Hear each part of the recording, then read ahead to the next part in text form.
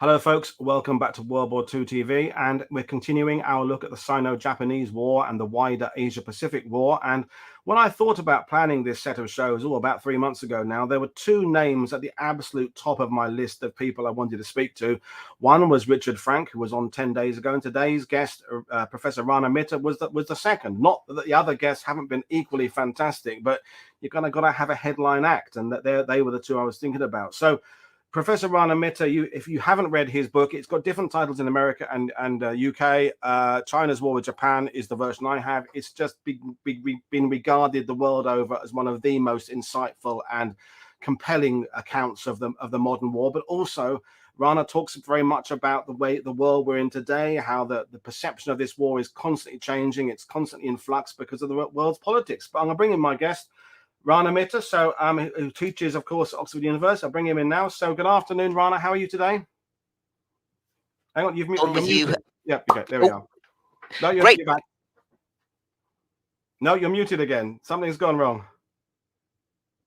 Hang on. Can't hear you. Can't hear you, Rana. We had a technical problem moments ago, viewers. Nope, still not. And what's gone wrong there? Yeah, it says your microphone's not connected. So maybe unplug it again. Sorry, folks, this happens sometimes. Is that working now? We've got you now, yeah. Yes, indeed. Okay, so sorry, well, glitch. I know people had to suffer a lot worse in terms of technology glitches during the Second World War, so we should be great in terms of it being easily fixable. And Paul, great to be on with you, and great to have a chance to talk to you and obviously viewers today. Yeah, well, great to have you. So, I mean, as I said there in the opening piece there, it is constantly changing our vision of it. And if there's one thing that's come up again and again these 2 weeks, is the view from China isn't even like there's a single view from China. There's the USA's perception of it, there's the UK's perception, there's the Commonwealth perception, and it's constantly changing. So first kind of question for you is, why should we be talking about the Sino-Japanese War? If we who consider ourselves World War II buffs, why is it important to dive into this theatre and understand it? Sure. Well, I think there are two reasons that I would give, Paul. The first one is to do with China itself, and the second is the significance of this particular war for the global war, which I think you are I know are very, very familiar with, and I think anyone who subscribes to the channel also will be pretty much aficionado of. But let's start first with China's own reasons for remembering and giving significance to this conflict. Bear in mind that this is, whatever else you think about it, in terms of scale, an absolutely massive part of the Second World War. We still don't know the exact number of casualties. Perhaps we never will do, because, of course, keeping statistics during a conflict of that length and turbulence was very, very difficult to do.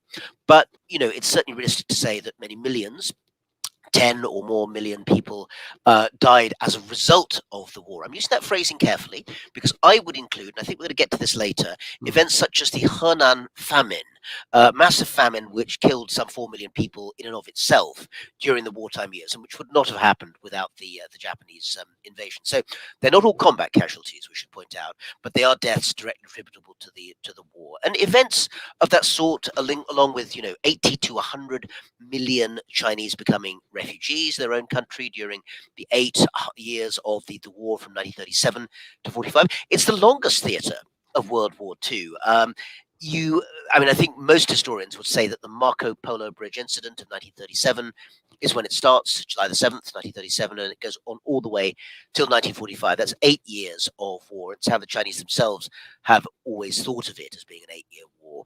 And then, last but not least on that front, we should remember that the Japanese were held down, more than 500,000 of their troops, in a quagmire in China for 4.5 years, until the Western powers, the British Empire and the Americans, come along at Pearl Harbor. So this is actually a conflict which has a devastating effect on China itself, and eventually lays the ground for one of the major events of the 20th century, the Chinese Revolution. We may get back to that. But also, and I had one other note in terms of significance, this is a conflict that really does matter a great deal for the global war. Just consider one counterfactual. In 1938, an awful lot of observers, including many British and American diplomats, thought that China, a year into the war, was so heavily battered, so much on the brink of defeat, that it ought to do a deal. And if it had done so, think about actually what the aftermath would be, because a deal between China and Japan in 1938 would have been to Japan's advantage. China would have been a sort of semi-colonized kind of state, I suppose, very much under the Japanese thumb. And that would have freed up all those troops, or freed up large numbers of them anyway, to turn their attention elsewhere, maybe towards Soviet Union, maybe towards British India. We don't entirely know. The point, though, is that it's very hard to get from that point to what we now think of as the history of World War II. In other words, a point in 1941, Barbarossa, of course, on the Russian front, and then, of course, Pearl Harbor in Asia, where a European war and an Asian war are brought together in a world war. It's not impossible to see that. But if you don't have the Chinese deciding in 1938, slightly counterintuitively, that they're going to continue fighting against the Japanese, even though things look, if not hopeless, at least very, very bad, that's a contribution of China to the global war that is rarely acknowledged on the Allied side. And that's one of the reasons why the US title of the book you kindly mentioned is Forgotten Ally.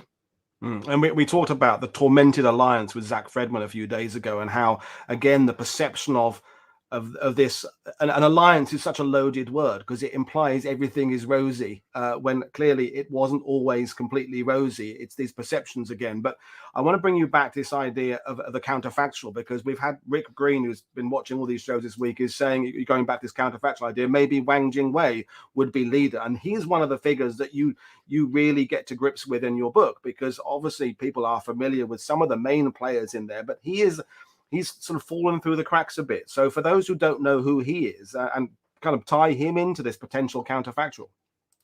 Let's do that. So thanks, Rick. Wang Jingwei, very, very important figure during this period.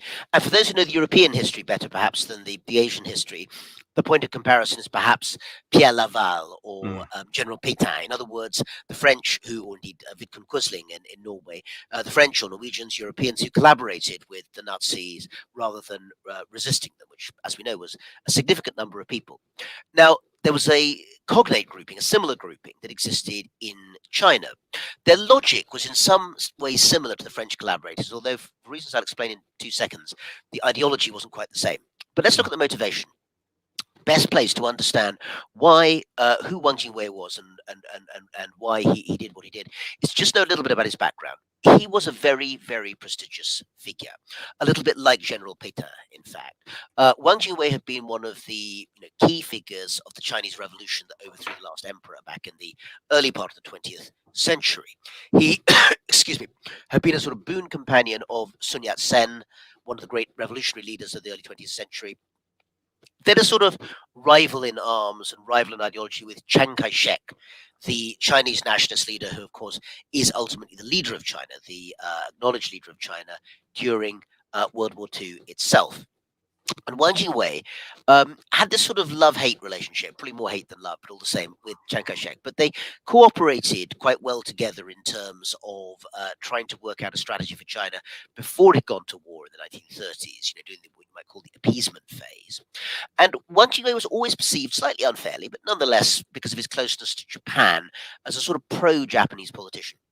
Nonetheless, he went to war along with Chiang Kai-shek in the first months and year of the war against Japan. When it broke out in July 1937, you then get fierce fighting. The government retreats to the interior, to Wuhan, and then, of course, to Chongqing, the wartime capital. Wang Jingwei goes along with that. He's right there. But he gets a different idea of what should be done. I just mentioned a couple of minutes ago that Chiang Kai-shek and those around him do make the decision, even when things look darkest in 1938, well, we're going to keep resisting. Same is true, actually, to be fair, of the communists who are up in northwest China at this time. Wang Jingwei takes a different view. He sees air raids. He sees the destruction of cities. He sees huge numbers of already very impoverished people. Basically, their lives are destroyed even further. And thinks, no, we can't have this. So he made a, frankly, very daring flight to Hanoi in 1938 in French Indochina, and basically there started a 2-year negotiation with the Japanese to set up a regime of his own. And that's the reason, as Rick was pointing out, that you actually have this entry point in which an alternative Chinese leader with a certain level of prestige, not as much as Chiang Kai-shek or Sun Yat-sen, but a senior figure who people really know about, they've heard of him, he's not a nobody, might be put forward as an alternative pro-Japanese leader. And in fact, finally, in March 1940, the just about the time that France is beginning to wonder whether or not they can hold, and as we know, just a few months later, the fall of France happens in Europe. So European attention is pretty distracted at this point.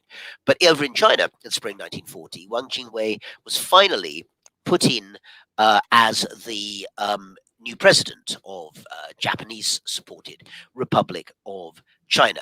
Now, I did say, and essentially he could have been the collaborator who they'd worked with. But bearing in mind that back in 1938, even the Japanese weren't sure whether he would really fly as a leader. Are people going to believe what he has to say? And so what they really wanted to do was to bring Chiang Kai-shek over. That would have been the slam dunk, prize-winning move. And they never got it. To quote another well-known wartime leader, Chiang Kai-shek pretty much said, "We will never surrender," and it decided that he would not, in any circumstances, go over.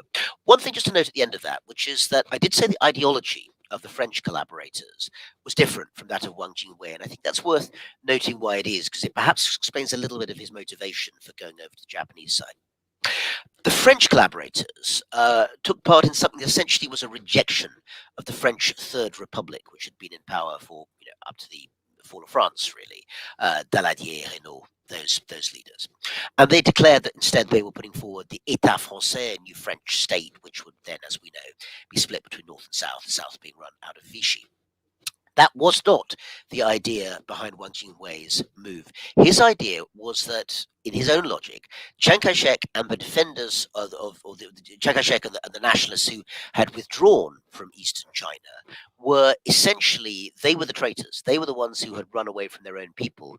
And by returning to Nanjing and setting up a government which, even though it was under Japanese sponsorship, brought peace, no more air raids, gave people a chance to reconstitute their lives, acknowledged reality, might have been the way that he would have put it.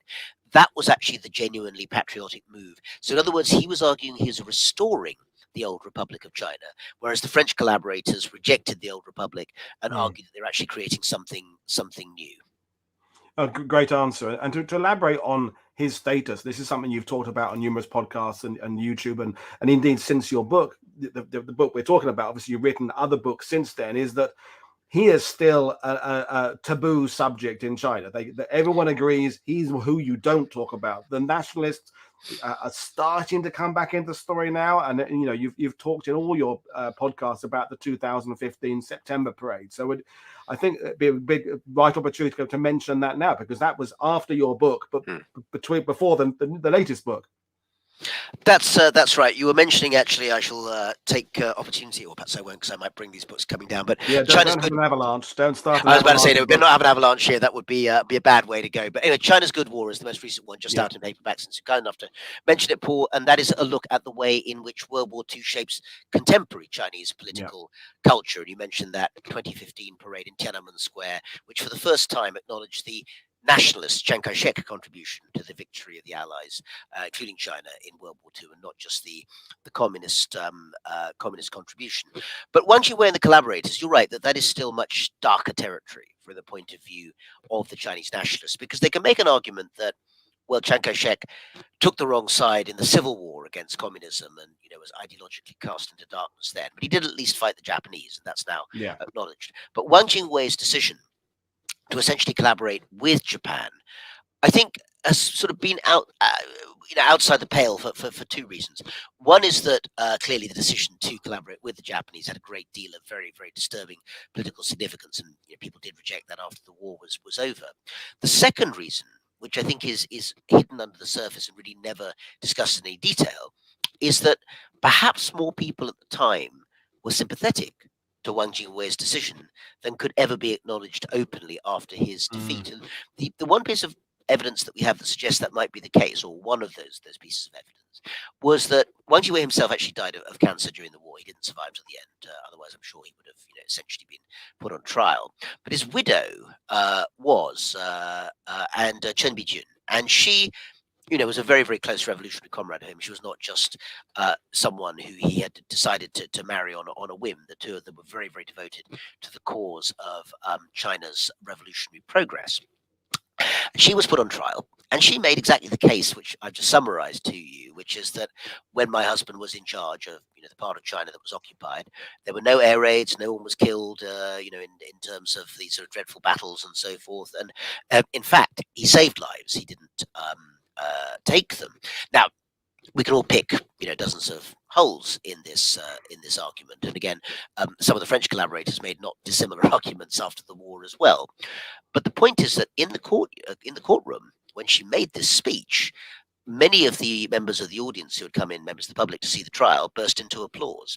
And in fact, she was given a pretty light sentence as these things go, because I think there was a realization on the part of the nationalist government's judiciary that a very, very heavy sentence would not necessarily find great popular favor. Again, there's some similarities with, could change it with another World War II story, or end of World War II story, and that's of someone in a similar position in one way, Subhash Chandra Bose, the Indian National Army leader who defected from British India to work with the Japanese, his argument being that this is the only way to get liberation for India from the British. And although he himself, again, didn't survive the war, he died in a still somewhat mysterious air crash in Taipei in 1945. Many of those who fought in the INA, including senior officers, were put on trial by the British in the Red Fort in 1945. They were essentially acquitted after that, or at least kind of let off pretty lightly, because it was realized that popular sentiment would not agree with a judgment that said that their decision to defect to fight with the Japanese was in fact an anti-patriotic, anti-Indian move, and particularly since the British by that stage, of course, were preparing to leave India. Making a kind of oppositional case against Bose's warriors would also have gone down very badly. So there's a touch of that in Wang Jingwei's treatment, but essentially, once the Civil War was over, was underway, and then Mao's China was founded in 1949, Wang Jingwei pretty much disappeared from the public discussion, and even now he's a pretty shadowy figure in that historiography. Well, thank you for that, and we'll go back to some of the other political figures, but I want to kind of touch on this idea about the famine and the hardships there, because living in France as I do and living in Normandy, the question we always get is, so were these people resistance or were they collaborators, or and people want to have that binary option. Of course, most people are actually just thinking on a day-to-day basis of where's the next meal coming from, and is my family safe? And one of the things we learnt with Daniel Jackson talking about the downed Flying Tiger pilots is that whether they landed in nationalist territory or communist or rural or urban, they were almost universally treated the same way, because most people are just concerned about day-to-day survival. I think that's something that your book touched on to make it better, in the sense that the political side of it is fantastic, but the repercussions to just millions of people, and again, underline this fact, between 80 and 100 million people were refugees. That's not a few hundred. That's a staggering amount of people, and I'm assuming most of those people, in a sense, didn't really care what the leadership was doing. They're just caring about where they're going to get to that's safe, where they're going to be that's not flooded, where they're going to get their next food from, bit of food from. I mean, Paul, you're absolutely right that the question of how people felt and how they reacted is immensely complicated, and any kind of binary division between these people resisted, these people collaborated, and that's the end of it, just doesn't work at all.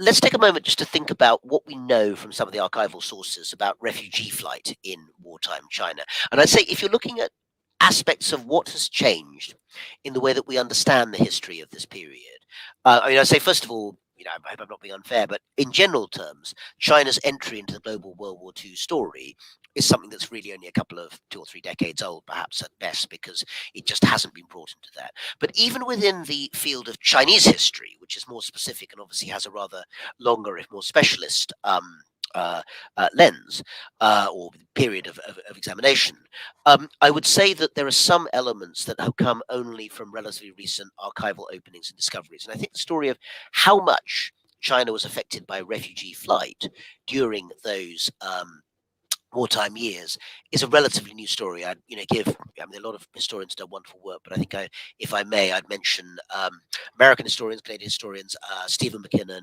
Diana Leary, and others who have really kind of looked at archival sources that show how important the mass movement of terrified people was during this time. One other mention, actually, if we're doing this, Melissa Fu, a American Chinese novelist based in the UK, this year published a fantastic novel called Peach Blossom Spring, which is a lightly fictionalized account, in fact, of her own father's experience. He was a 12-year-old boy in World War II China, and he had to flee with his aunt, across country. Eventually got to Taiwan, and she's, using his memoirs, brought to life that story in a lightly fictionalized form. It's a really harrowing but important read. So during that time, you have people making life choices, and again, we all know this from every theatre of war, but it's always so worth remembering. We know that World War II lasted from 1937 if you're Chinese, 1939 if you're European, 1941 maybe if you're American, and ends in 1945. But they didn't know that. They may have thought that they would have to flee for a year, for 5 years, 10 years, maybe never come back at all. There are plenty of stories in our own world where refugees never get to go home. And so thinking about what they were going to do became a serious issue. And for large numbers of them, they made their way, for instance, up the Yangtze River to Chongqing, the wartime capital, which swelled hugely in numbers during that time. It wasn't a city well equipped for mass population increase, and now found itself, with over 1 million inhabitants by the end of the war. Bearing in mind this is a kind of quite traditional city, wooden houses, no really good infrastructure of roads or water or any of these things.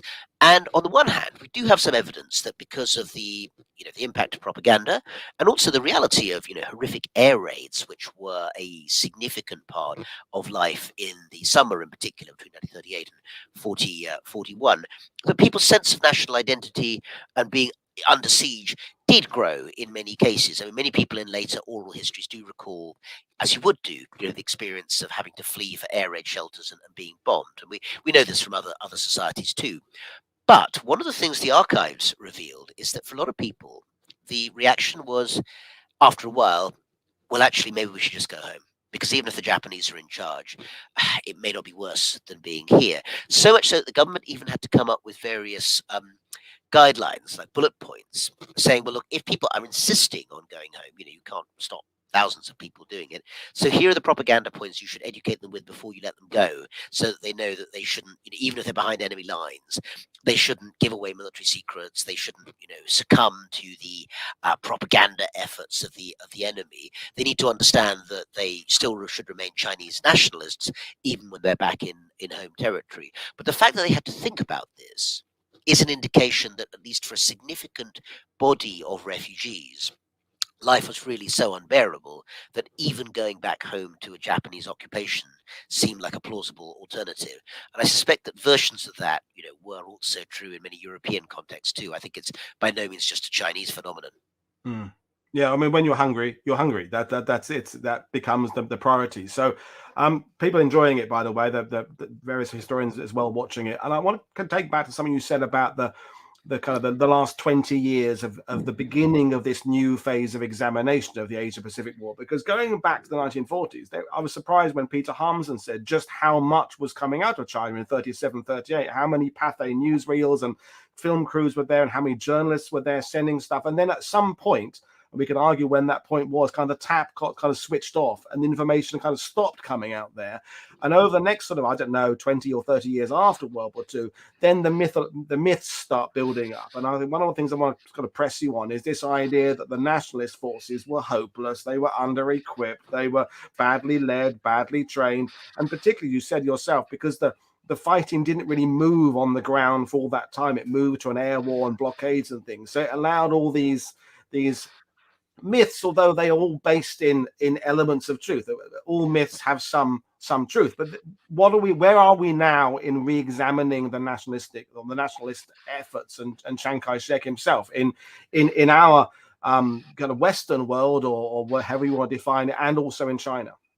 Yeah, I think you're right, Paul, that the partial but very real rehabilitation of the nationalists, Kuomintang or Kuomintang, people may know that older transliteration war effort, has been one of the major shifts. And again, I'm going to do a shout out, if I may, to some of the historians who pioneered this in the Western world.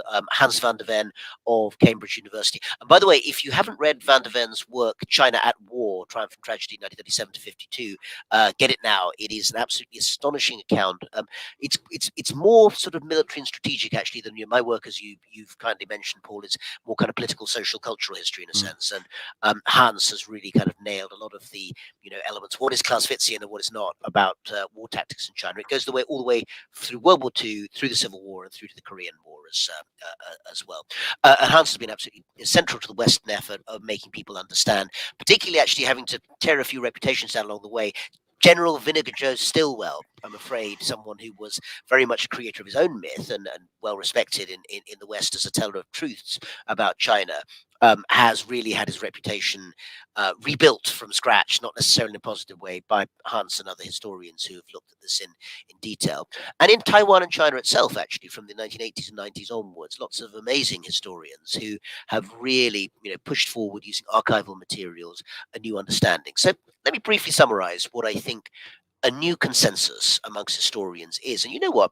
I'm not going to differentiate on this China and the West, because actually I think most of us who are in this field are really in a very similar place. And I say that's true of historians in Japan, in Taiwan, in the People's Republic of China, and in the US and Britain. Okay. First of all, Chiang Kai-shek was playing a weak hand quite well. In other words, he had a large, poor agrarian country. He was not fully in charge of it, even when he was the president of the Generalissimo president of China. Large numbers of the military concentrations of troops were, in fact, under semi-autonomous militarist leaders, sometimes slightly contemptuously nicknamed warlords. And getting these kinds of characters to come together after in the face of an invasion by another country proved to be unsurprisingly very difficult. Now, Chiang Kai-shek and his government had been spending a long time, certainly since the late 1920s, trying to build up a central national force. And in fact, they'd had some success. They brought in some of the key figures from the German military establishment, von Falkenhausen, Hans von Zicht, to essentially do retraining German style. And some of the very best troops that actually existed on the eve of war in 1937 were under the Nationalist Direct Command and were also pretty well trained and well equipped in certain ways. However, a very large number of those troops were destroyed quite early on in the war, particularly the Battle of Shanghai, which I know you had the fantastic Peter Harmison come and talk to you about. So I won't go into the details of that, but certainly the destruction of well over 100,000, 180,000, I think, nationalist troops during that battle was a real blow in terms of the best trained troops that Chiang had.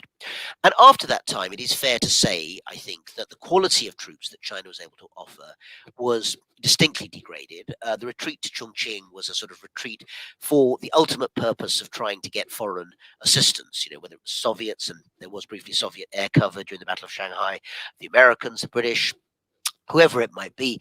And not in some ways, you have to obviously take other things into account, but not in some ways that different from the decision of Britain and the British Empire, that the Americans had to come into the war one way or another, and you had to wait till you got there. And Chiang Kai-shek was in a similar position. However, it's also worth noting, despite the degrading of the quality of I wouldn't say Chiang's fighting forces, but the fighting forces over which Chiang had some level of command, shouldn't detract from the fact that nonetheless China continued to maintain resistance on its own territory. The areas that became known in the West as Free China, in other words, the nationalist redoubts in the southwest, along with, again, the communists, who we mentioned briefly and should mention again here, who have big base areas in certain parts of northwest China and eastern China and elsewhere, but the northwest is the biggest one. These continued to hold down the Japanese invaders, keeping them confined to cities, railway lines, important transport networks and also centers of command, but not out in the countryside where huge amounts, of course, of the Chinese population actually lived. Now, this was unlikely ever to be a winning strategy, and actually Mao himself, Mao Zedong, wrote one of his most important essays during those years, Jian, on protracted war, 1938, in which he basically says, look, we can't defeat these guys on our own. They've got better weapons. The Japanese are technologically superior. But we have to keep them harassed and harried, and then other assistance can and should come in to do that. And even though, of course, they agreed on nothing else, Chiang Kai-shek and Mao, I think, agreed entirely on the question of keeping the war going in China until assistance could be brought in. For a very long time, I would say from the 1950s through to 70s, Mao's China did not acknowledge that Chiang Kai-shek's nationalists had been actually the major part of that resistance, the tactics that basically kept fighting on even when things looked pretty grim. But from the 1980s onwards, there has been a wider and a more objective examination of the war from within China itself, using archival sources, using new kind of historical materials to actually argue that you can't explain World War II in China without explaining the nationalist government's contribution and getting away, if not explicitly, at least implicitly, from the idea that the communists are the only figures who actually do any of the resistance. In the end, I think the Chinese communist guerrilla resistance does remain very important for the harassment of the Japanese. But in terms of set piece battles, it's now widely acknowledged that really the vast majority of those, the one exception that's being the 100 Regiments campaign in 1940 under the communists, but apart from that one, essentially all the big battles of China's World War II experience, Taizhuang, Changsha several times, Shanghai, later phases of the war during 1944, Hengyang, all of these essentially are battles that have to be undertaken by nationalist troops, nationalist armies.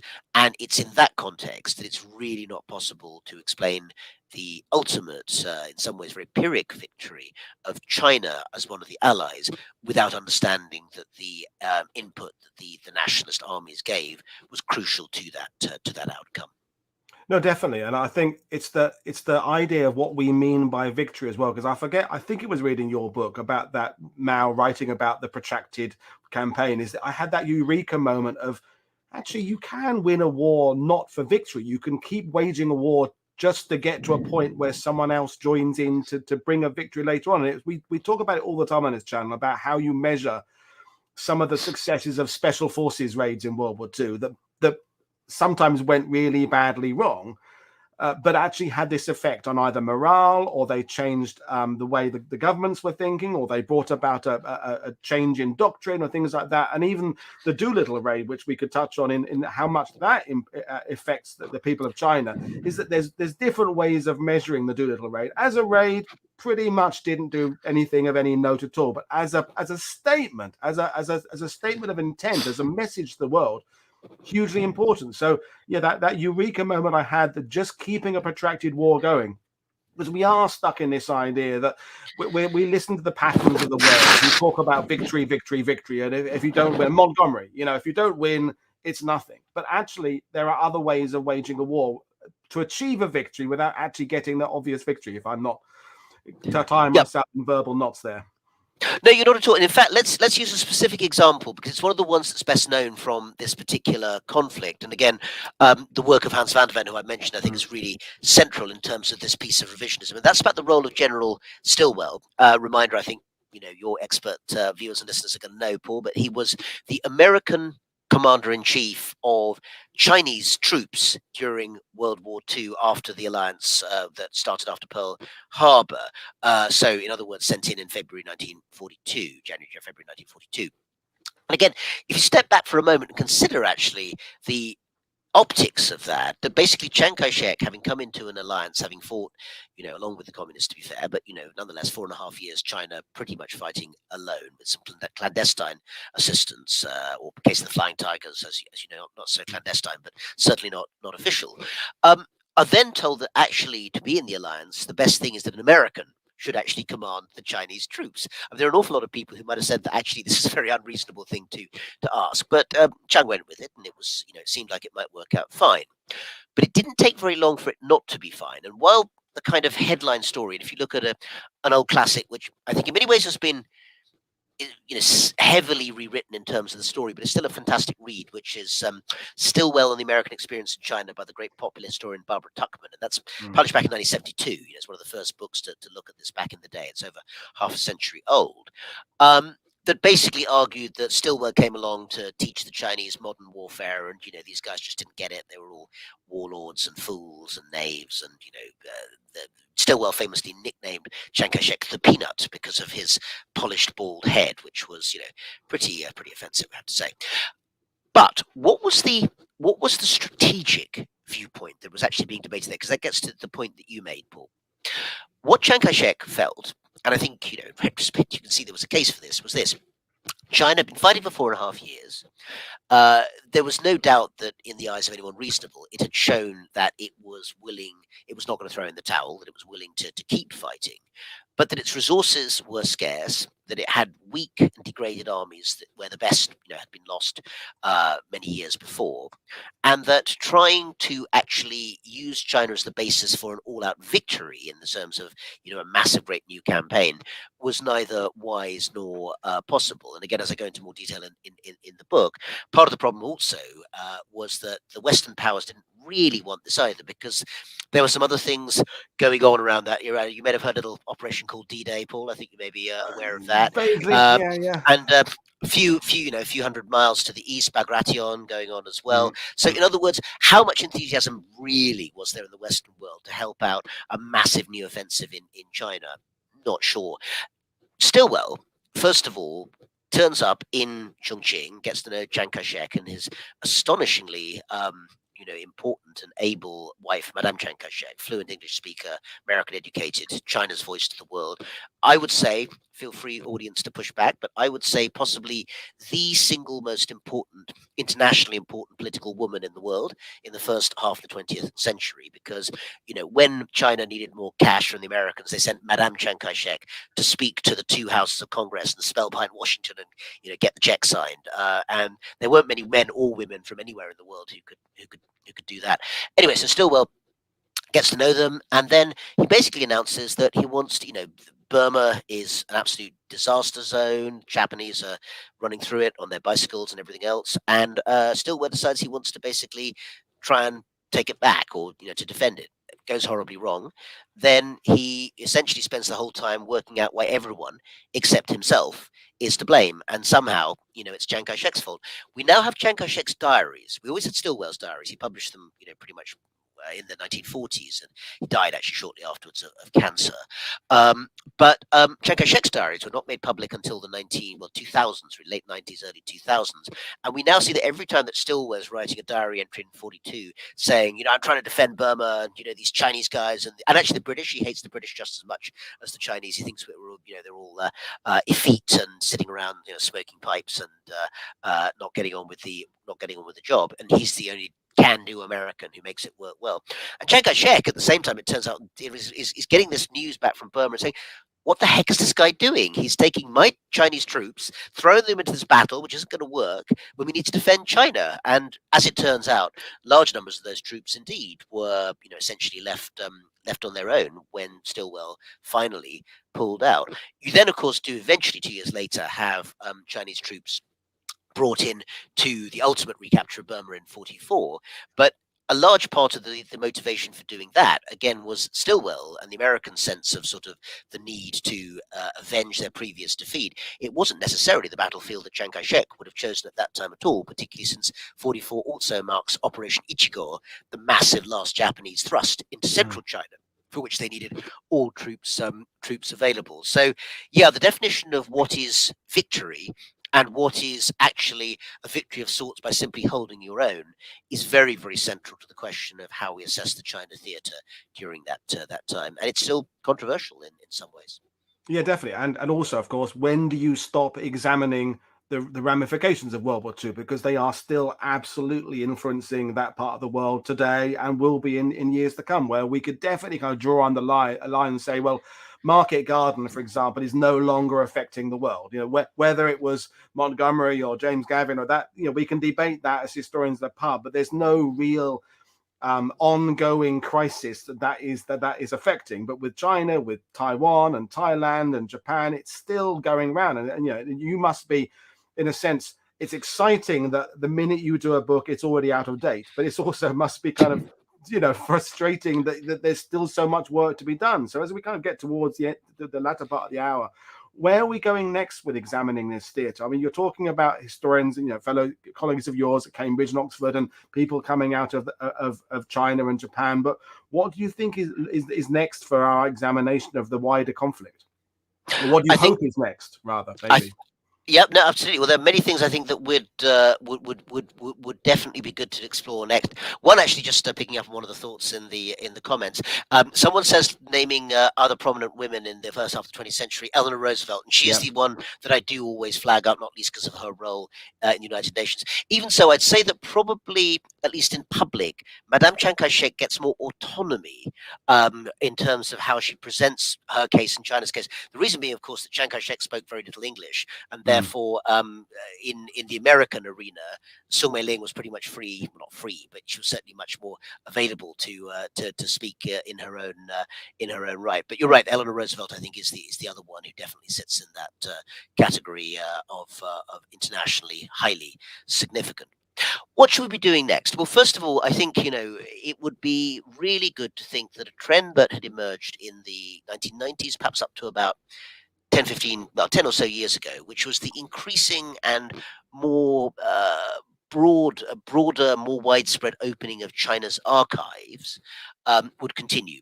I have to say, in the last 7 to 10 years or so, although archives remain open outside COVID times, the availability of a lot of documentation, particularly on tricky areas such as wartime collaboration, remain difficult to access, and an awful lot of issues that we would like to know more about. For instance, the structure of society under occupation, or the question actually of what the communists were really thinking at various points, because we actually have awful lot more material than we did before about the nationalists, the Kuomintang, and that continues to be available, particularly from archives in Nanjing, as well as, fortunately for us, large numbers of documents that were taken to Taipei just before the Civil War, or during the Civil War, and just before the splitting between Taiwan and the mainland. And many of those sources have been digitized and made available, but you do, of course, have to be able to read Chinese to access them and see what they say.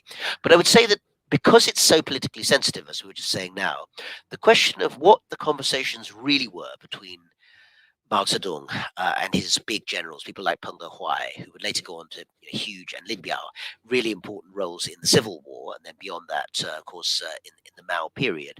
Their World War II experience, I think, was pretty crucial in many ways, but I still think that we need more evidence, more documentation that explains why it was so crucial. So one hopes that over time, more of that material may be made available to historians to examine. I think that there's also an awful lot more work still to do on the social history of the war. I mentioned issues such as refugee flight, which hugely changed, the contours of China, the way that it shaped, the way that it operated. And I think looking at some of the ways in which, for instance, China's borderlands were affected by this war. If you think about the physical geography of this, again, many people, even if they're not China specialists, will know World War II elsewhere. If you think about the fact that French resistance during World War II had to operate from free French enclaves in the empire, in parts of Africa and Asia, geographically that creates a very interesting new dynamic. The fact that the Soviet Union didn't in the end have to abandon Moscow, but they had thought about Kubyshev and these alternative capitals as places that they might have to retreat to carry on the war. Well, of course, that actually happened in China. The decision, which was not instant, it had been prepared for, to move to the southwest of China, to Chongqing, as a heartland, is one of those stories that needs further examination, because actually in Chongqing itself today, there's already quite a lot of research that's emerged about the importance of shaping that part of China as a temporary wartime capital and the legacy of that. Now, we don't know nearly enough about that history. You can go out, I mean, certainly in English, you can go out and find books about, fantastic books about wartime Paris and wartime London Mm. and wartime Berlin.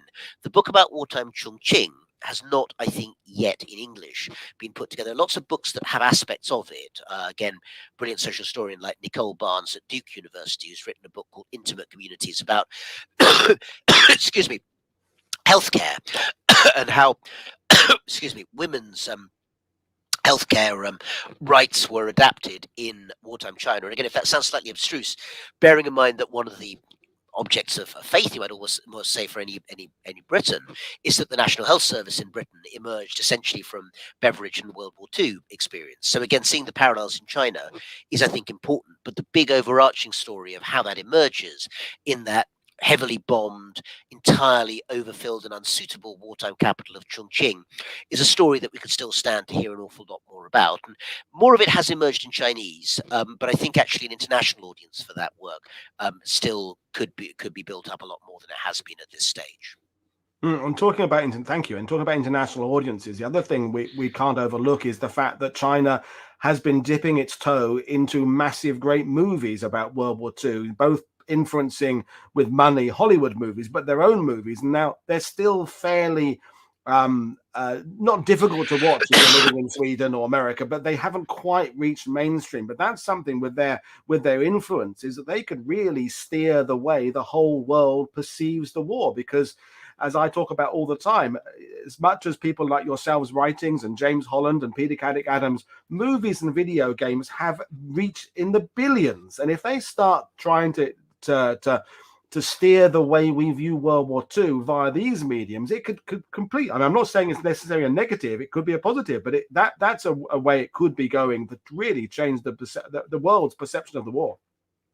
I think it is, but you have to look at the way in which it gets done and what happens at home and what happens abroad. So just take a little sip of coffee to keep my no worries throat going. This is live action, folks, so the coffee sipping has to come into it as well.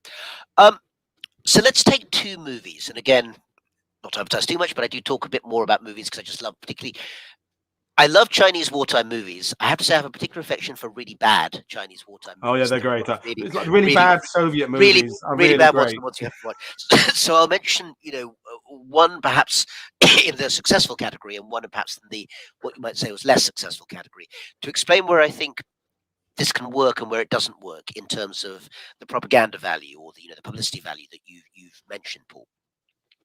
So I think one phenomenon that's been really interesting is a movie called The 800, which again some people may be familiar with, and you may have seen. It had a brief release in the West, not very long, in 2020. This is a movie. It's big budget. It's not any kind of little art house thing. Big budget of I think about $80 million US, made in IMAX, and it basically tells the story. Again, Peter Harmson would have talked to you about this of the warehouse siege. The final showdown in 1937 between Chinese defenders of a warehouse in Shanghai and the Japanese attackers, and eventually, it's resolved with the surrender of the Chinese side, but not before they've resisted very bravely. And this movie was supposed to be released in 2019, but it was pulled at the last minute and essentially banned for quite a while because various people in the communist hierarchy realized the film was about nationalist soldiers, not communist soldiers, Kuomintang soldiers, Chiang Kai-shek soldiers, and this seemed particularly offensive to them in a year that was also the 70th anniversary of the founding of the People's Republic of China. And this basically meant that the movie was not only not, as it was supposed to be, the opening film of the Shanghai Film Festival, but just disappeared from any public place for about a year. But then in the middle of 2020, it was released in the middle of COVID, one has to say. But that was the year when, unlike now, China was open as long as you were inside the borders and everywhere else was shut, whereas now it's, of course, the other way around. And so Chinese movie theaters, cinemas were open in 2020 in a way that they were not in the rest of the world. And they managed to sell enough tickets for this movie to make $300 million at the Chinese box office. And bearing in mind that Chinese cinema ticket is a lot cheaper than an American or a British one, so actually there's a lot of tickets to sell, which showed that there was an audience for what you might call a sort of politically, how can you put it, dubious interpretation of the war, which said almost nothing about the Communist Party at all, even though that caused a lot of controversy. But the film itself was not particularly successful in the outside world. That was partly, of course, to do with the fact that COVID meant, were people actually going to go and see it in the cinema? But it also got actually quite harsh reviews as well, and never really took off. A film that was much less successful, and some again may be familiar with it. It had various names. They kept sort of renaming it to try and get a better traction. Called I think the final name was either called Unbreakable Spirit or Airstrike. But basically, it's set in wartime Chongqing during the great air raids of the Japanese. the longer genealogy, well, you have to read the book to find out, but just to give you a few teasers, it stars Bruce Willis, who's the only English-speaking character in the entire film. Some, I gather, of the script editing was done by his mate Mel Gibson, but it's all in Chinese. And it briefly starred Fan. It starred Fan Bingbing, well-known Chinese movie star, who then had to be cut out of the print when she got arrested or detained, it appears, for tax reasons. She then sort of reappeared months later with a big tax bill, but for political reasons, her role had to be taken out of the film. And the film itself just really wasn't that great. And you can find an awful lot of quite harsh internet comment about this film. But the point was that it had been made in the first place with all this Bruce Willis, Mel Gibson connection, because the producers, I think, clearly thought this should be a film not just for China, but that the wider world would see, the kind of horror of what had happened in wartime China. And I think the Bruce Willis move was an attempt to try and tap into that Western audience. It signally failed to do so, not just because, frankly, the film isn't that great, unlike the 800, which I think actually has flaws, but broadly speaking works quite well, but also because the overall narrative that China wants to tell doesn't really work. To summarize it at its most basic, and this is far too simplistic, but I think it for me summarizes where the problem is. Even if we know that the idea of World War II as a war for democracy is flawed and problematic in all sorts of ways, just ask Joseph Stalin for a start, there is still an overarching story we tell in the West, in Britain, in the US, in Western Europe, that, fought an immense evil, the Nazis, and democracy eventually triumphs. But that's not a story you can tell in China for obvious reasons, which never became a democracy. And telling a story that says China's victory in World War II against Japan helped make Asia safe for welfare-oriented authoritarianism is not the kind of slogan you want on a t-shirt. Not very sexy, no. It's just not very saleable to an outside audience. And I think that's one of the reasons that actually many of these films have not found the kind of Western audience that I think their producers might have anticipated when they actually put them out there. But that, it just goes to show that they're still going through a process of what they're trying to say about their own war. And they're in a place now in 2022. In 5 years, 10 years time, they might be a different place with a clearer idea of what it is they're trying to say. But I want to do a couple of questions before you have to go. So David O'Keefe, Canadian professor of history, writer about Dieppe and everything else, is asking, you kind of half covered this, but it'd be nice to answer it again. Is the new historiography of the war in China dependent upon access to Chinese sources, i.e., have we exhausted what's available in the US, UK, and Canada? Well, I don't think we've exhausted what's David. Thanks for the question. I don't think we've exhausted what's available in the UK, US, Canada, Australia, also another place where actually there's quite a lot of materials. But in the end, the vast majority of those are, by definition, English language materials that have to do with those governments or societies' relations with China. The conversations or the investigations about what China was saying to itself, if you want to put it that way, at that time, are dependent on Chinese language materials. Fortunately, at the moment, because China, of course, is not very accessible to historians, including historians in China who find that the archives are being closed quite frequently, is Taiwan, where actually many of the major institutions, the Guoshiguan, the Academia Historica, and the Institute of Modern History, have digitized huge amounts of material from this period and beyond as well. And they're available, to any researcher around the world who registers for online usage. But they are all Chinese language historical documents. So again, one of the other issues here, particularly for the Western world, is that we still don't do enough, relatively speaking, to train scholars, historians, business people actually in Chinese. The number of people who study it here in the UK, where I'm speaking to you from, is in the hundreds, not the thousands, really, or perhaps low thousands, but it's a very small number. And considering the number of Chinese who've learned English over the year and indeed come to the Western world to look at exactly those materials that David's mentioning in British and American archives, is much, much bigger coming the other way. So there are still interesting things to say using those Western materials. I don't doubt that. But I think that if the central element that's been missing is the way that China itself perceived the war, the vast majority of that conversation, argument, lamentation, whatever you want to call it, does inevitably happen in Chinese. And of course, that is a parallel in some senses with the opening of Eastern European and Russian sources, where there have been relatively fewer Western scholars, Western European and North American scholars, who have command of Polish, Czech, even Russian, and other languages which are essential for unpicking those particular stories. And that's the revolution we're going to be facing, or hopefully going to be confronted with, is this idea of people moving around cultures, learning more languages and looking at things from a different point of view. But a couple more questions before you have to go. So Ghost Wheel is asking, what were the repercussions for collaborators in China after war compared to, say, France, which of course you mentioned earlier? Quite similar in some ways, actually, Ghost Wheel. I would say that, first of all, and I mentioned briefly, I won't sort of say the full thing again, but that the widow of Wang Jingwei was actually given quite a light sentence, because that argument she and her lawyers made in court, that actually they had been trying to save China by doing a deal with the Japanese, at least had a certain amount of implicit sympathy from many people in the audience.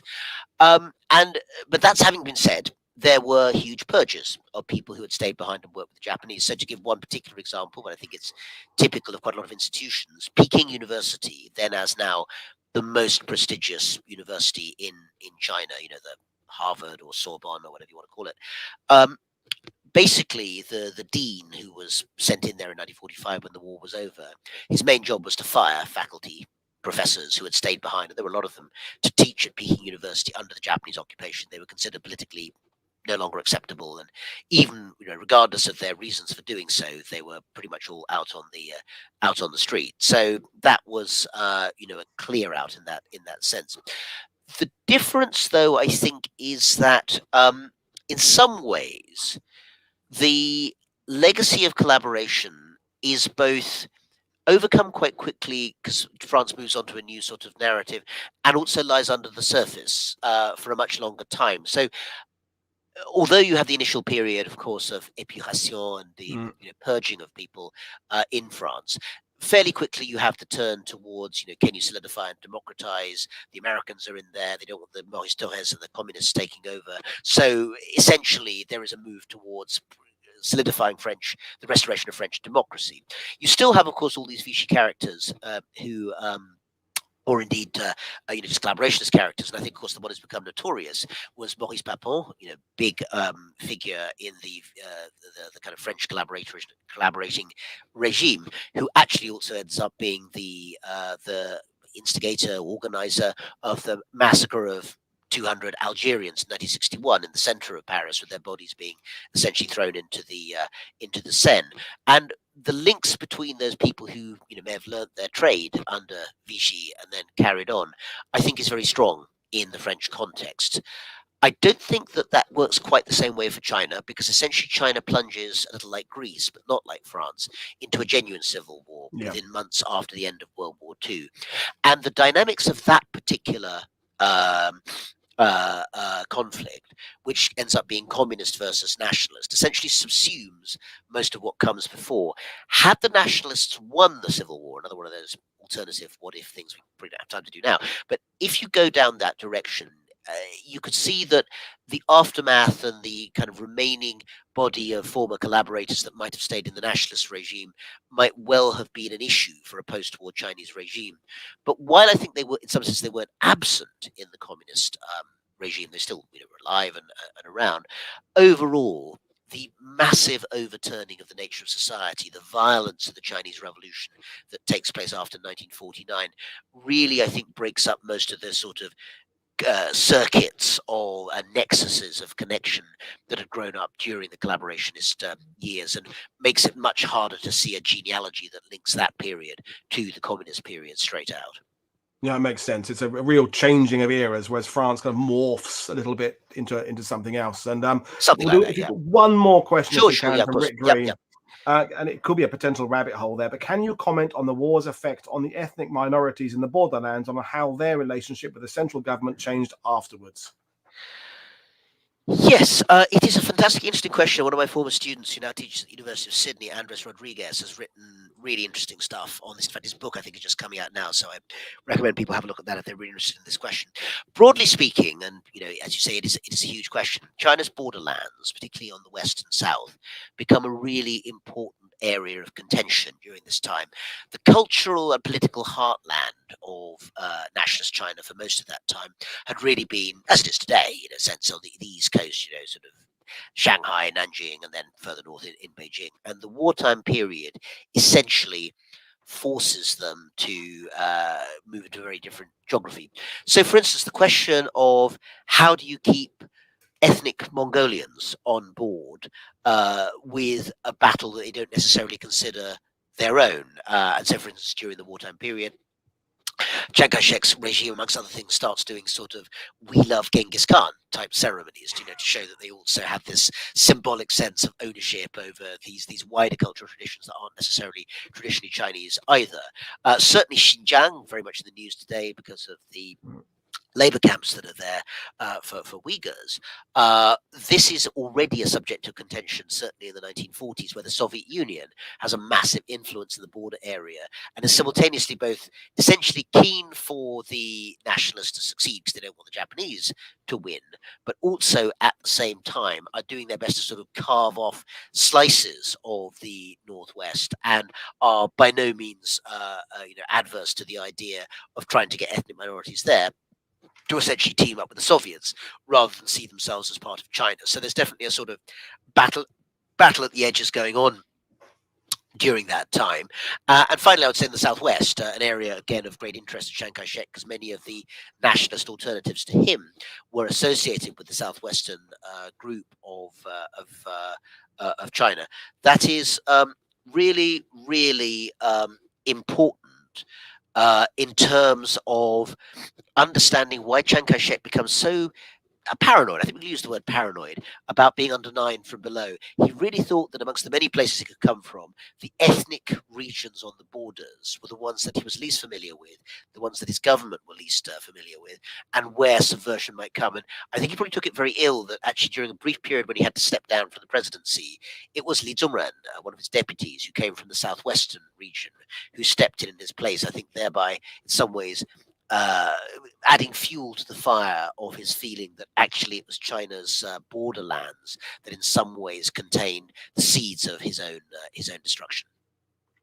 Well, thanks for that brilliant explanation there. And I think we will leave it there. And talking to you is excited me again for the fact that I do feel we're at the beginning, maybe not the beginning, but we're towards the beginning of a journey to understand this conflict and the Chinese role particularly. Whereas, again, going back to Normandy and Market Garden, there are new things to be said, but not at the same quantity as there is to be said about this theatre. And I just hope the next generation of historians that are going to come out of Taiwan and Thailand and Myanmar and Japan and China will take forward some of your work and Richard Frank's. And in 20 years' time, there'll be some amazing, amazing studies out there, and it'll be a different place in our understanding. And thank you for being part of that process of bringing it to us and handing the torch on to other people.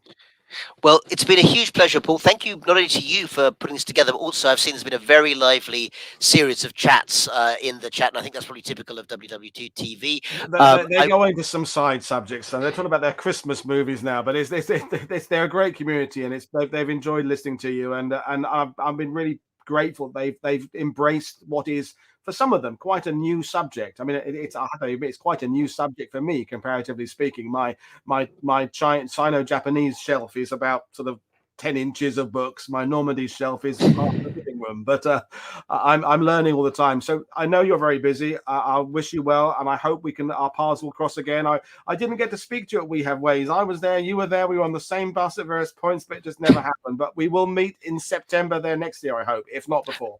Let's hope so. I'm sure that we will meet again. I'm sure, Paul, or at least we will do that too. Thanks to everyone. Have a great day. Thank you. This is Paul Woodhouse for World War II TV saying I'll see you all again. Cheers, everybody. Bye.